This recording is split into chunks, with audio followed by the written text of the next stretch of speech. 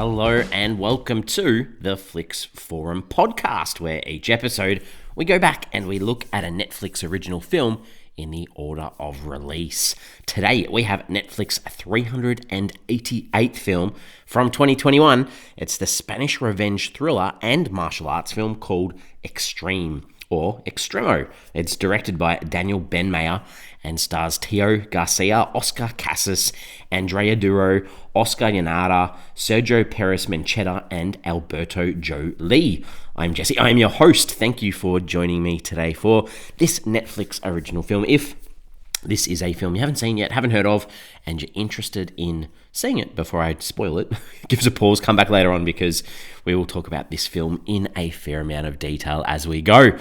We do start our show with the Fast Flicks, where we do a quick little summary of what the film's all about, give you a little bit of a taster as to what it's about. So this one, it's about rival gangs and stepbrothers who fight it out over loyalty, respect, and revenge. Very broad for me. The plot in this film, the actual story, doesn't necessarily play much out. This film is all about the action, so if you're into martial arts action, this film might be for you, but I'm giving away too much too early. Let's talk about how this one ended up on Netflix. What can we find out about it? So the title is obviously Xtreme in English, or Xtremo. So in Spanish, it's a direct translation. It's playing on that idea that this movie is extreme in its action and its violence. In Chinese, it's called Polar Counterattack. Interesting. The other translation in Chinese too is extremely murderous, so that ties in well. And in Arabic, it's called Strictly. So I'm not sure what that means, but that's okay. Let's move on. It was so hard to find anything about this film online. I had to go very deep and follow multiple lines to work anything out about this one. So this investigating that I sort of worked out was that this film is actually based on a short film called the same name, Xtremo, from 2006. So going back 15 years, and it's a short 12-minute film that was directed, written, and stars Teo Garcia, who plays the main protagonist in this film, Max. So he's a martial arts sort of dude. He's obviously done this short film, and then they've managed to flesh it out into a feature film. I did try very hard to actually find a copy of the short film, but couldn't, because I would have liked to have watched it as well to tie in and see how similar, by the looks of it, it's even got some of the same character names, so I would have liked to have seen that, but I couldn't. So we go to January of 2020, where it was announced by Netflix that this film was coming out, and the director Daniel Benmayor said in a statement that Xtremo brings to Barcelona a genre of film rarely exploited in Spanish-speaking films. It will be a relentless action film with a spectacular cast that brings together renowned international actors with new talents and a technical team of the highest level that brings a new style to our cinema. Just as a signature Spanish horror was created in the past, with Xtremo, we have the opportunity to create a Spanish standard of action film. So in a lot of the talk around this film that I could see, the idea was that the director and the production team wanted to be like, cool, in Spain we can make as good an action film as a Hollywood film too. And that was hard to find any of that. So this was released on Netflix worldwide on the 4th of June 2021. It's filmed in Barcelona, in Spain. What are the critics and audiences saying about this film? So if we go to Rotten Tomatoes, there is no consensus. There are only 4 reviews, but from the critics, these are all positive, so that's good. If we look at the audience side of things, it sits at 84%. That's on more than 100 ratings, so that is pretty high up there as well. There's nothing on Metacritic about this film, but on IMDb, it's got 5,500 ratings, sits at a 5.8 out of 10. Would have to say that is fairly solid. And then we look at Letterboxd, it sits at a little bit lower, 2.7 out of 5. On 2,780 ratings, and it's been logged by 3,600 people. So you'd say eyeballs not massive, realistically. I thought that this might have had a few more ratings online, but let's get into my thoughts. What am I thinking? Did I like this film? I think there's probably no other word for this film than extreme. Like the title says, there is extreme violence, there are extreme situations, and if you're on board for blood and guts and violence, then this film's going to be for you, I think. It sort of reminds you a bit of The Raid, if you think about that classic martial arts sort of film. That's what this is all about. So let's talk about the characters, and I've touched on this a little bit too, the actual narrative of this story. It's nothing you haven't seen before. It's a revenge story. That's what it is. So the characters are there and they're all performed fairly well. That you're watching this for the martial arts sequences. So Maximo, or Max, he's our main character. This is a guy who has had it all taken away from him. He was a part of this mob or this crew. He was one of the high-end people. There's this sort of, I guess, switch where his son's murdered. He has to go in hiding. You think that he's dead as well, and he slowly creeps back to get his revenge. He doesn't run away at any stage, though. It's not in his style, and he fights his way through wherever he can. I think one of the lines he says is, "I don't quit." He doesn't quit. This is the guy that's going to do whatever he can to make sure that he's successful. And the opposite character, or the character that he's trying to hunt down because he's turned on him, is Lucero. So Lucero is this greedy and jealous guy. He's the one true bloodline to his father's empire. But he doesn't like the way that his father has favoured Maximo and the stepsister Maria as well. And obviously, as I mentioned before, he attempts to have Max killed off. And the idea throughout this film for him as a character is that he never truly lives up to his father's legacy.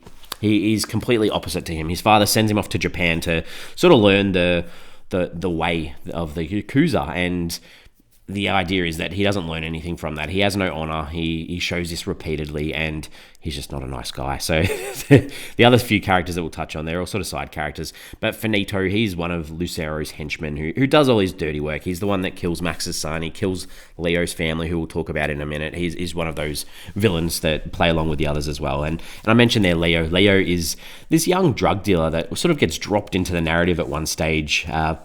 He's at the bottom of Lucero's drug chain.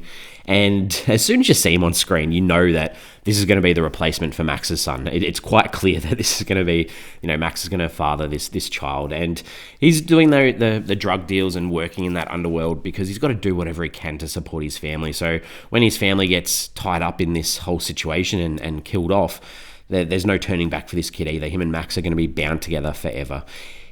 Maria, I touched on. Maria is Max and Lucero's stepsister. She was in the Empire as well, and she's out hiding with Max for these 2 years, waiting patiently to get revenge on Lucero. And she provides a lot of the tech and insight and support for Max in his fights and tells him what he should do. And a lot of Max is the guy that does the fighting with the fists, and she's sort of the brains behind the work, I would say.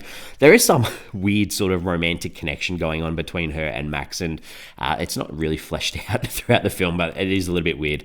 Then we've got a few of the other randoms. We've got Jaro, who was Leo's drug dealer boss, who's just one of those side henchmen who works for Yukiza, who's Jaro's boss, whose boss is this guy called Rafa, whose boss is then Lucero. So just this chain of command, I guess, this hierarchy that plays throughout this film of people that work in the underground or the drug scene.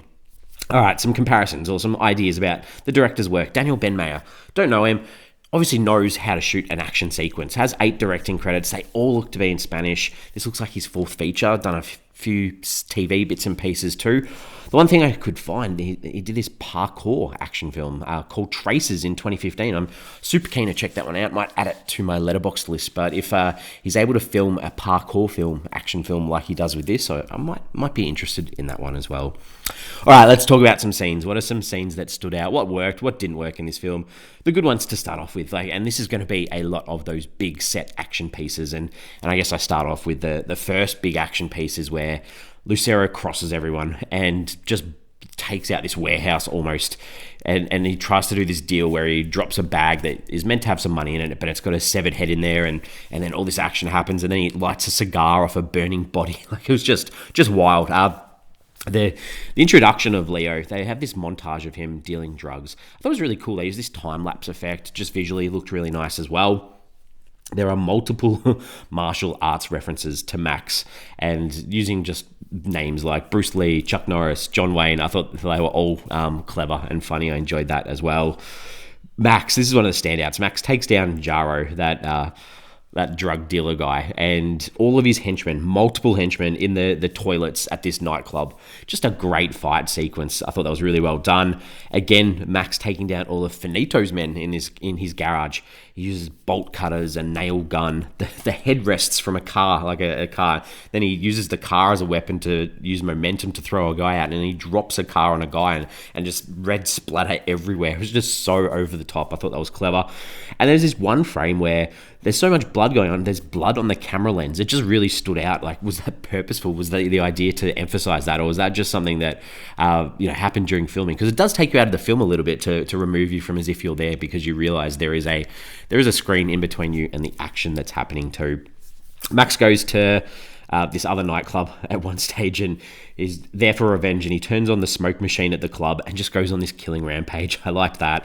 And then finally, Max at the mansion. This one, I didn't even mention this as a character. One of the henchmen is this Asian dude, and he just fights him, and Max has this bullet wound at this stage, so he can barely fight. He gets thrown off a balcony, gets his head smashed into glass, gets kicked through a window, and then he eventually stabs this guy through the throat, and he's like, "Thank you for the info." I just thought that was a good scene too. The things that didn't work, only a couple of things. Maria and Max, like, we get introduced to them working together, and they do this training montage. It just felt a little bit weird and created some weird sexual chemistry between what's meant to be a stepsister and a stepbrother. And then this follows up with her literally just stripping down, taking her clothes off, and getting into the shower in front of Max. I thought that was a bit weird. And then the other one, Finito gets Leo at one stage and starts bashing him, trying to find out where Max is. And Maria comes around the corner in a car, clear, lots of space between her and Finito and Leo. And Finito has so much time to get out of the way, but she just runs him down with her car. I just felt, oh, come on. It was like in slow-mo. Anyway, what are some themes? What are some ideas? I've spoken about a few of these already, but the idea of betrayal, which can lead to revenge, and that idea of justice too. Those that deserve to get it, and redemption, and that plays throughout this film too. The Yakuza, that idea of loyalty and obedience and respect and hierarchy too. The idea of why it's such a respected idea, and what happens if you say you preach it but don't actually follow it too. There's only a small number of people, those that are closest to you, that you can trust. And I think that's an important message as well. And also through Max and Maria, the idea of patience and waiting for the right moment to seek that revenge almost as well.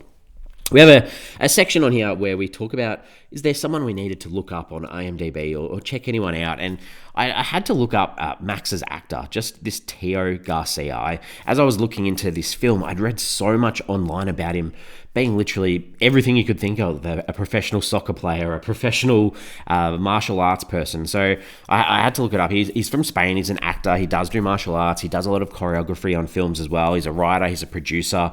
And when he was 17, he was named the youngest ninja master in the world. I thought that was interesting. And he doesn't just specialize in one form. He does Muay Thai, he does close combat, he does Kobudo and Kenpo, and he was also a soldier of the Special Corps as well. So interesting little side story for this guy who holds this film together through a lot of martial arts on screen.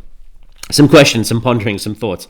I just had to, like, the start of the film where Max and his son try to take him out, and the babysitter leaves, and she just takes some money and hands over the keys to the house so Max and his son can be attacked.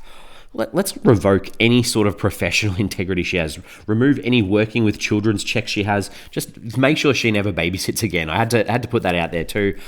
And it's hard not to think that a lot of this film comes or is inspired from John Wick. And does this film owe its existence to the success of it? I know that it's based on a short film from the mid-2000s, but the idea that the popularity of John Wick has probably allowed for people to support this and put some money into this as well. And a lot of reviews included the idea of this guy being called Wan Wick, and he has a son instead of a puppy. I thought that was really clever and quite funny too.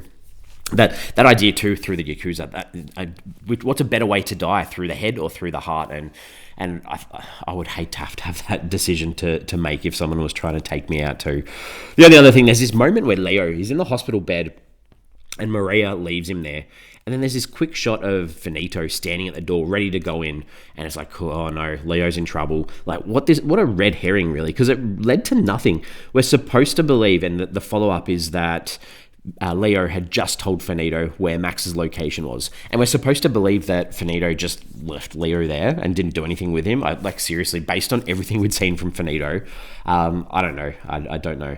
It just didn't make sense. Anyway, I'm ready to wrap this one up. Fairly positive from me in this film. I think, like I've sort of said, this focuses more on the action than the plot, and there's nothing wrong with that as long as it's done the right way. And for me, this does it right. I think this is a good action film. If I'm rating this out of 5 stars, I'm giving this a 3 out of 5. Solid film on the high end, worth your time just to sit there and just watch a couple of really cool fights in sequence. So get on board. We're on socials. We have Facebook, we have Instagram, and we have X, formerly known as Twitter. Give us a follow, give us a like if you can. I just wanted to ask the question about the violence in this film. Is this film too violent, or are audiences now accustomed to seeing this type of violence on the screen in an action film? If you're on board and you understand what you're watching, I think it's fine. If you didn't know how violent this film was and watched it, you probably wouldn't get very far into it at all. Other than that, we are back next week. We are back again with a 2021 film. This one's an apocalyptic science fiction thriller called Awake. It's directed by Mark Russo and stars Gina Rodriguez, Jennifer Jason Leigh, Barry Pepper, Finn Jones, Shamia Anderson, Ariana Greenblatt, Francis Fisher, Elias Adraki, Lucius Hoyas, and Gil Bellows. A couple of recognizable names in that cast. Haven't heard about this one, not sure. Hopefully it's good. Hopefully you're going to join me next week to listen to it as well. As always, thanks for hanging out today, and I will see you next week.